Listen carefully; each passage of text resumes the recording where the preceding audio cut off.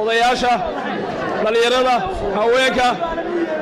dhammaantiin waa idin salaamaya ee beesha maxamed saxaab aad iyo aad baan idin salaamaya intaa markaan ka gudbo halkan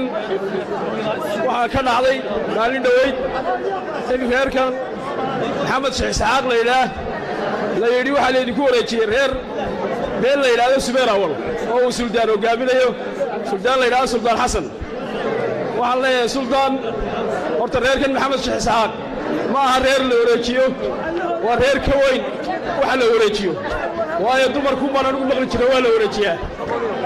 maan maqal rag baa la wareejiyaa iyo reeraa la wareejiyaa ciddii kugu tiri reer baan kugu wareejinaynaana ma aha cid reerka afka ku hadli karta waayo reerku masiirkiisu ka tashaday waana kaa la hor fadhiya ee aayahoodii ka tashaday ee sheegay cidda ay taageerayaan iyo meesha ay yihiin kulmiyana 16 sano ayay reerku ay shacabka u tumayeen hoggaankii xusbiga kulmiyana wuxuu ku dambeeyey iyo sida ay kulmiye waddankii halku dhigayna waa la ogyahay aayihii reerku uu ka tashaday waxayna ku heshiiyeen inaana ay kulmiye dambe shacabka u tumin ee ay u tumaan xusbiga waddani cabdiraxmaan cirana codka siiyaan iyagoo codkooda ku hadlaya horna u dhawaaqaya oo aan codkooda hoos u dhigayn waana kuwaan hor fadhiya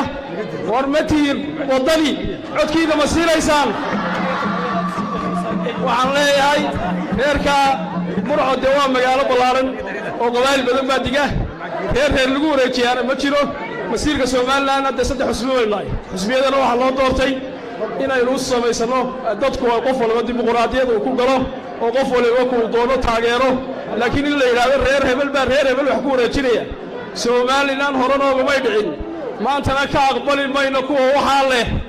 cod dheer iyo cod gaabanba waxaanu leenahay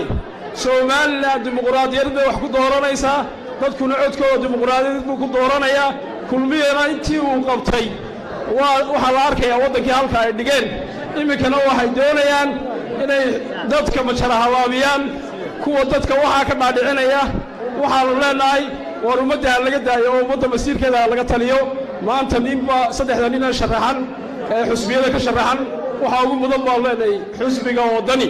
cabdiraxmaan ciro waxaan leenahay war aynu ku dooranno dimuqraadiyad reer somalilan oo dhani dhammaantood ha wada doortaan baan leenahay oo ha la bedelo xusbigii 16 sano waddanka soo nuugayey ee beenta inoo sheegayey wasalaamu calaykum waraxmatullaahi wabarakaatu